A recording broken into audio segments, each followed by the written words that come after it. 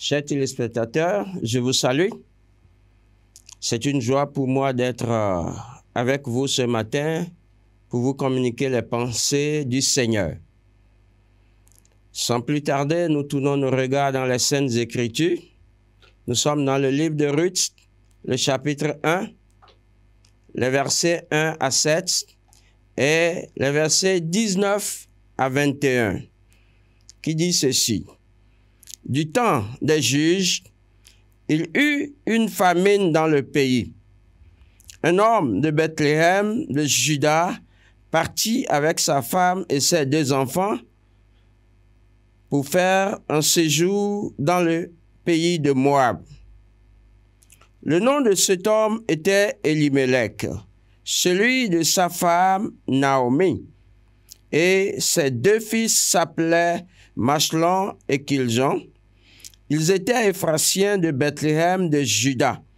Arrivés au pays de Moab, ils y fixaient leur demeure. Elimelech, mari de Naomi, mourut et elle resta avec ses 2 fils. Il prit des femmes moabites, dont l'une se nommait Orpa et l'autre Ruth, et ils habitaient là environ 10 ans. Machlon et Kiljon moururent aussitôt les 2, et Naomi resta privée de ses 2 fils et de son mari. Puis elle se leva, elle et ses belles-filles, afin de quitter le pays de Moab, car elle apprit au pays de Moab que l'Éternel avait visité son peuple et lui avait donné du pain. Elle sortit du lieu qu'elle habitait, accompagnée de ses 2 belles-filles, et elle se mit en route pour retourner dans le pays de Juda. Nous prions. Seigneur, nous voulons te dédier ce moment. Ta parole ne sort jamais en vain. Nous ne sommes que de simples canaux par lesquels tu parleras. Permets que cette parole accomplisse son dessein et que les âmes soient libérées, désaltérées. Merci de le faire. Au nom de Jésus, nous avons prié. Au travers de ce passage que nous venons de lire, je voudrais vous entretenir sur le thème intitulé comme suit. Ne porte pas ce manteau de Mara. La vie chrétienne est comparable aux dents de scie ayant des hauts et des bas. Elle nous présente parfois des situations imprévues. Ainsi, beaucoup de chrétiens deviennent méconnaissables au travers de leur comportement et d'abandon de leur position initiale. Dieu, étant compatissant et amour, ne nous abandonne pas. Bien-aimés, je vous propose quelques définitions pour mieux comprendre la suite. Un manteau, qu'est-ce que c'est? C'est un vêtement lourd et long qui dépasse légèrement les genoux. Mara, qui signifie amer. Elimelech, qui signifie mon Dieu est roi. Et Naomi, qui signifie beauté et douceur. Ce passage nous relate l'histoire d'une famille juive qui, à cause d'une famine, quitta Bethléem de Juda pour aller s'installer dans le pays de Moab, situé au sud de la mer Morte. Une décision qui a coûté très cher à cette famille, parce que Dieu n'y était pas impliqué. Bien-aimé, laquelle prends-tu en ce moment sans consulter ton Seigneur? Sachez, toute décision prise sans l'avis favorable de Dieu est toujours suivie de regrets. Pourquoi portons-nous ce manteau de Mara? Les signes attestant ce port de Mara, ce port du manteau de Mara, les attitudes à adopter pour l'enlever. Ces 3 points feront l'objet de notre entretien. Tout acte que nous posons a toujours des raisons. D'où le premier point intitulé « Pourquoi portons-nous ce manteau de Mara ?» Premièrement, la désobéissance à Dieu amène à porter ce manteau de Mara. Elimelech n'a pas su obéir à l'ordre du Seigneur. Dieu a interdit à ses enfants de fouler le sol de Moab. Moab qui était un pays ennemi au peuple juif. Mais Elimelech n'a pas su garder sa patience dans les difficultés qui s'étaient présentées à lui. Ce moment de famine qui est arrivé, comme nous l'avions dit plus haut, la vie chrétienne est comme les dents de scie qui sont composées de haut et de bas.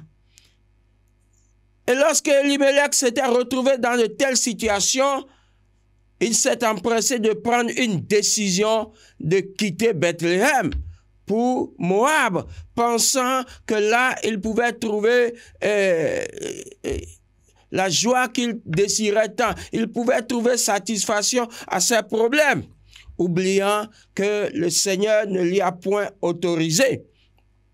Bien-aimés, la désobéissance nous amène à porter un manteau de Mara, un manteau qui nous apporte douleur, qui nous apporte toutes les souffrances possibles. Deuxième chose qui peut nous amener à porter un manteau de souffrance, ce sont les épreuves de la vie. Bien-aimés, la vie chrétienne est empreinte d'épreuves. Et ces épreuves nous permettent de gravir d'échelons avec le Seigneur. Mais malheureusement, devant certaines épreuves, plusieurs abdiquent et préfèrent trouver eux-mêmes leur solution qui finissent par le chaos. Que le Seigneur nous en préserve, bien-aimés. Les épreuves sont inhérentes à notre vie chrétienne. Mais ce qui nous rassure, Dieu nous promet toujours la victoire. Dieu nous promet de grandes et de bonnes solutions au terme de ces épreuves. À l'image de ce que Job avait subi. Job a été confronté à d'énormes épreuves. Vous n'êtes pas sans savoir que Job, dans un premier temps, a perdu tous ses enfants. Ce n'est pas possible. Mais Dieu a permis cela, juste pour éprouver son serviteur. Ensuite, Job a perdu tout ce qu'il avait comme richesse matérielle et financière. Tout ceci en une journée. Mais Job a su tenir devant ces épreuves et au bout du rouleau, il en était sorti vainqueur. Que le Seigneur t'aide à garder la foi, à tenir bon pendant les épreuves que tu es en train de vivre en ce moment. N'abdique pas. Autre chose qui peut nous amener à porter un manteau de douleur, ce sont les maladies. Bien-aimés, il n'est pas dit que notre corps restera sans être éprouvé durant toute notre vie sur cette terre. Il va arriver des moments où nous allons souffrir au travers de certaines maladies. Oui, j'ai connu une sœur qui, pendant plus de 6 mois, c'est du vécu, ce n'est pas de l'histoire. Ou quand elle commence par aller à l'hôpital le lundi, elle ne s'arrête que le vendredi. Elle parcourait presque tous les centres de santé à Cotonou ici. Du lundi au vendredi pendant plus de 6 mois. Parce que les samedis ou les week-ends, les médecins ou tout autre ne sont pas là, les spécialistes ne viennent pas. Mais pendant tout ce temps, elle avait gardé la foi. Elle croyait en son Dieu, sachant que bientôt, elle serait guérie. Mais le Seigneur a fait le miracle. Et un seul jour a suffi. L'Éternel lui a apparu pour la toucher d'une manière miraculeuse et elle en était totalement guérie.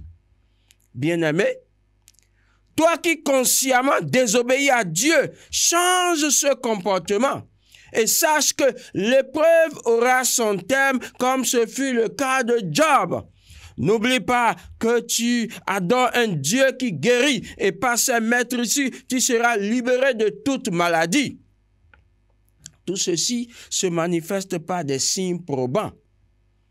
Les signes, deuxième point, les signes attestant que nous portons un manteau de Mara. Premier signe que j'ai noté, l'échec dans tous les domaines de notre vie. Lorsque cela arrive, bien-aimés, les humains constatent que vraiment nous souffrons d'une douleur. Il y a des échecs sur le plan spirituel, sur le plan matériel, financier, sanitaire et matrimonial. C'est inné à notre vie, qui que nous soyons. Mais tout ceci, c'est pour un temps. Peut-être en ce moment, tu es en train de vivre des échecs dans un domaine quelconque. Je voudrais te rassurer en ce moment que le Seigneur te voit. Il apportera la solution. L'échec ne continuera pas. Bientôt, l'échec prendra fin et cédera place au succès au nom de Jésus. Deuxième chose, l'absence totale de joie. Oui, comme ce fut le cas de Naomi.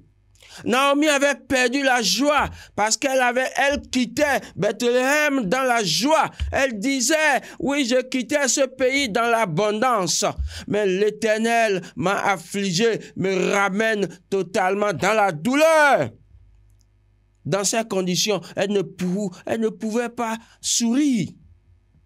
La joie a disparu complètement de son visage. Bien-aimé, qu'est-ce qui t'attriste en ce moment? Qu'est-ce qui t'a arraché la joie? Quelle situation t'a arraché ta joie? Garde la foi. Le Seigneur est là. Il te redonnera la joie qu'il te faut. Il y a un temps pour pleurer et il y a un temps pour danser. Ce temps arrive bientôt pour toi. Troisième chose qui atteste que nous portons un manteau de Mara, c'est aucun sujet de témoignage. Dans ta vie chrétienne, depuis quelques années, toi, tu n'as plus de témoignage à donner parce que rien ne marche, rien ne bouge, tout est au statu quo. Cela prouve que tu portes un manteau de Mara, un manteau de douleur, de souffrance dans tous les domaines de ta vie. Tu es devenu un consommateur des témoignages des autres frères et sœurs. Mais c'est pour un temps. Sache que si tu es toujours avec le Seigneur, il changera la situation. Tu viendras aussi témoigner pour la gloire de Dieu. Face à tout ceci, nous devons agir. Les attitudes à adopter. Première attitude qu'il faut adopter, il faut réfléchir et prendre de bonnes décisions, comme le fils prodigue l'avait fait.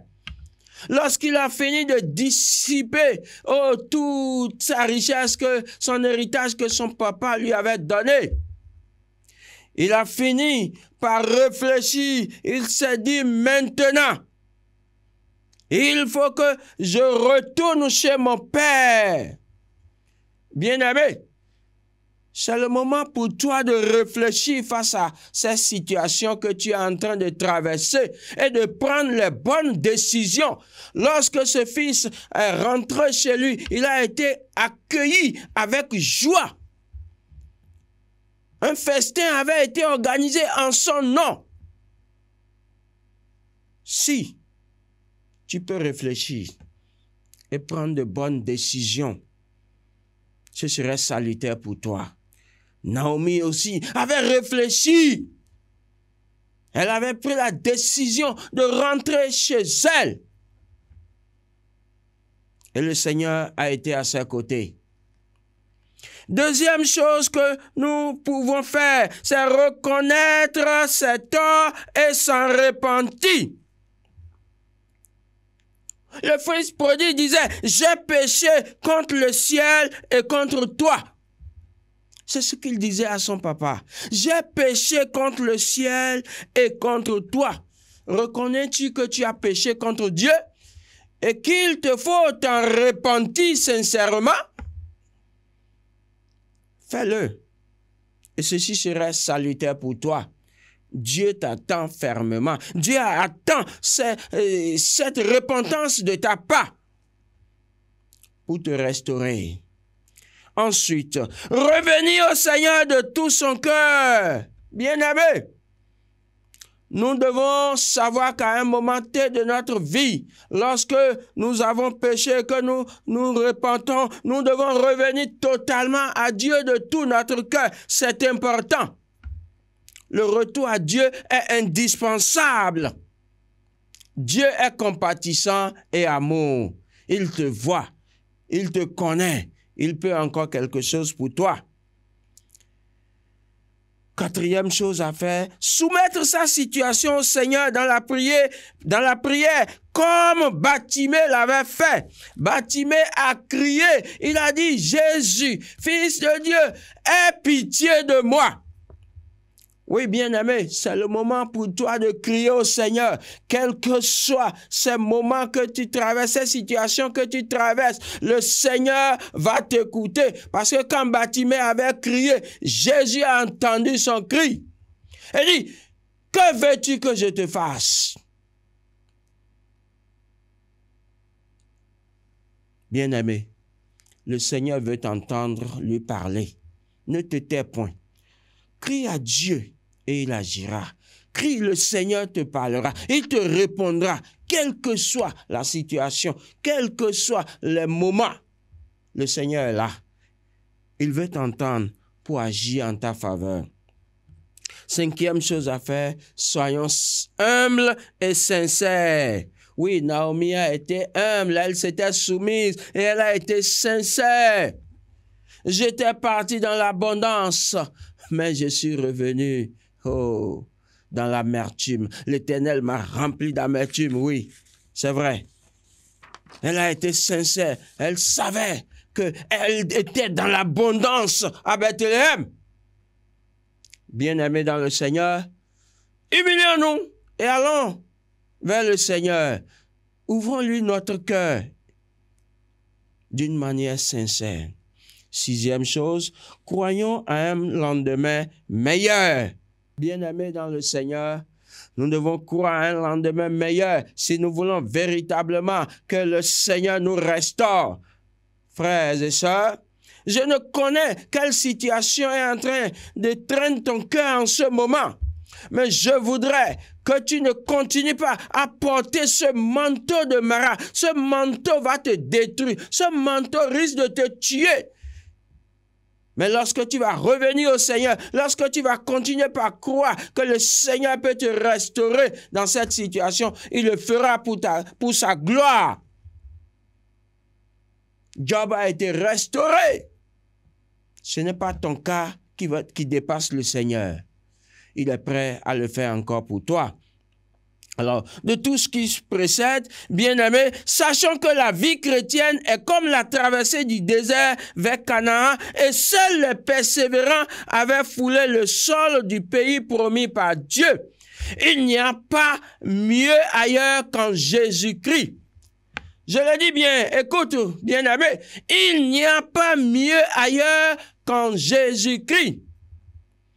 Enfin, soyons toujours là où Dieu nous veut sans perdre de vue sa parole en nous y conformant dans sa crainte.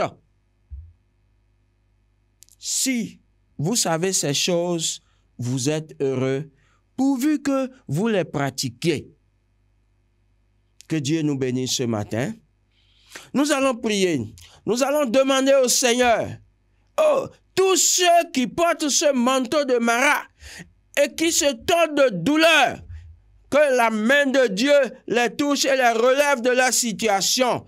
Que le Seigneur intervienne. Grand Dieu, ce matin, nous voulons te recommander ton peuple, tes bien-aimés qui sont en train de souffrir d'une manière ou d'une autre à cause d'une décision prise à la hâte sans te consulter et qui aujourd'hui constitue des souffrances dans leur vie. Seigneur, étends tes mains et libère tes enfants en ce moment.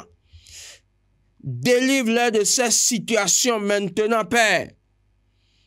Grand Dieu, tu es compatissant, tu aimes toujours. C'est pourquoi en ce moment, nous implorons ta miséricorde afin que tu te souviennes de tes enfants pour les libérer entièrement de toute difficulté. Quelle que soit la maladie et le temps que ce mal aurait fait, Seigneur, nous demandons que tu, par tes maîtres ici, ces frères et sœurs soient libérés au nom de Jésus. Quelle que soit la maladie qui est en train de déranger ces corps, Seigneur, ce matin, je demande que tu les délivres complètement au nom de Jésus. Que tout blocage dans leur vie soit ôté au nom de Jésus. Merci de le faire. Au nom du Père, du Fils et du Saint-Esprit, nous avons prié. Amen.